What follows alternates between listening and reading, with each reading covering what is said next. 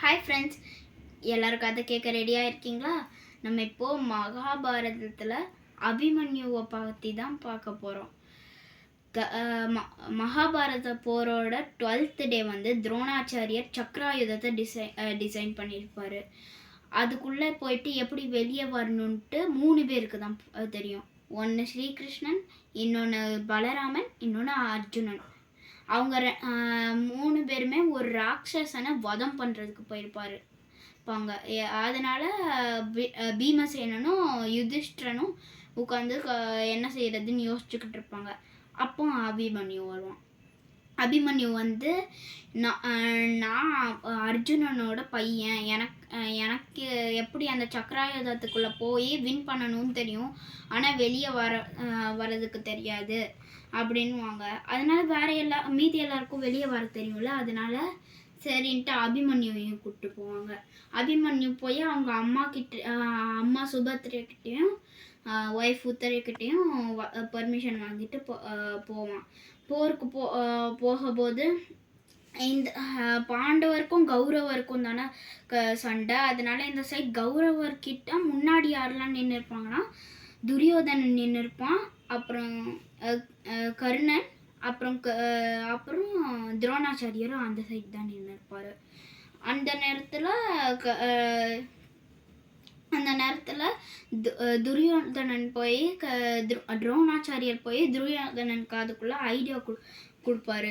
நீ என்ன செய்கிறன்னா போய் அபிமன்யு பின்னாடி போய் அவனோட கையை வெட்டிடு, அந்த வழியில் இருக்க போது அவன் மேலே நம்ம எல்லாம் விழுந்து அவனை அடிச்சிடலான்னு சொன்ன உடனே அதே மாதிரி துரியோதனன் போய் பின்னாடி போய் அபிமன்யுவோட கையை வெட்டிடுவான். வலி தாங்க முடியாமல் சக்கரத்துக்குள்ளே அப்படியே போவான். சக்கரத்துக்குள்ளே நடுவில் போயிட்டு அப்புறம் எப்படி ட்ரை பண்ணி எல்லாம் வெளியே வரபோது எல்லாரும் அபிமன்யு மேலே விழுந்துருவாங்க. விழுந்த உடனே அபிமன்யுவுக்கு ரொம்ப வலிச்சு அவனுக்கு ரொம்ப கொடூரமாக அடிச்சிருவாங்க. அப்புறம் அந்த நேரத்தில் கர்ணன் தான் போய் அபிமன்யுவை குத்துவார். அப்புறம் அந்த போரில் பாண்டவர்கள் ஜெயிச்சிருவாங்க. கொஞ்ச நாள் கழித்து ஸ்ரீகிருஷ்ணன் வந்து பாண்டவர் சைடும் இல்லை கௌரவர் சைடும் இல்லை, 2 சைடுமே மாற்றி மாற்றி கேம் ஆடினார்.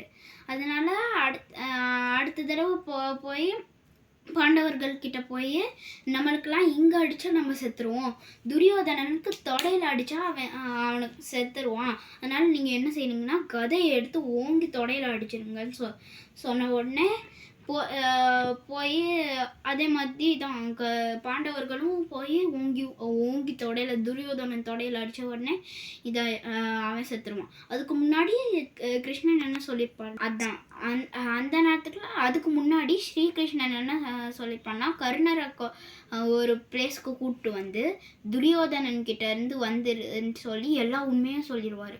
குந்தி தேவிக்கும் சூரியனுக்கும் தான் நீ பிள்ளையா பிறந்த, அர்ஜுனன், நகுலன், சகாதேவன், யுதிஷ்டிரன், பீமசேனன் எல்லாரும் உன்னோட தம்பிங்க அப்படின்னு சொன்ன உடனே கர்ணனால் நம்ப முடியலை. அதனால் நீ துரியோதனன் கிட்ட இருந்து வந்துரு, வெளியே வந்துரு, அவன் கூட இருக்காதுன்னு சொன்ன உடனே கர்ணனை பார்த்து உங்களுக்கே தெரியும், அவர் ரொம்ப லாயலான பர்சன். எப்போ எல்லாரும் குதிரை வண்டி ஓட்டுறவரோட மகன் சொல்லி எல்லாரையும் கேலி பண்ண போது துரியோதனன் தான் வந்து கர்ணனை ராஜாவாக்குனாரு. அதனால ரொம்ப லாயலாக இருந்தார் கர்ணன் துரியோதனனுக்கு. அதனால கர்ணன் அதுக்கு ஒத்துக்கலை. அதுக்கப்புறம் கடைசியில் உங்களுக்கு தெரியும்னு நினைக்கிறேன், ஸ்ரீகிருஷ்ணனும் அர்ஜுனனும் போய் தான் கர்ணனோட குதிரை வண்டி வந்து இதில் குழியில் மாட்டிக்கிட்ட போது அர்ஜுனன் தான் கர்ணனை அம்பு விட்டு கொன்னுட்டார். இதே மாதிரி கிருஷ்ணர் 2 சைடும் ஐடியா கொடுத்து கௌரவருக்கும் பாண்டவருக்கும் சண்டை ரொம்ப ஆகி எல்லாருமே வந்துட்டாங்க. மகாபாரத போரே இப்படி ஆயிடுச்சு. ஓகே ஃப்ரெண்ட்ஸ், இந்த கதை உங்களுக்கு பிடிச்சிருந்துச்சுன்னா என் சேனலை லைக் பண்ணுங்கள், ஷேர் பண்ணுங்கள், சப்ஸ்கிரைப் பண்ணுங்கள். அடுத்த வீடியோவில் பார்க்கலாம். Bye bye.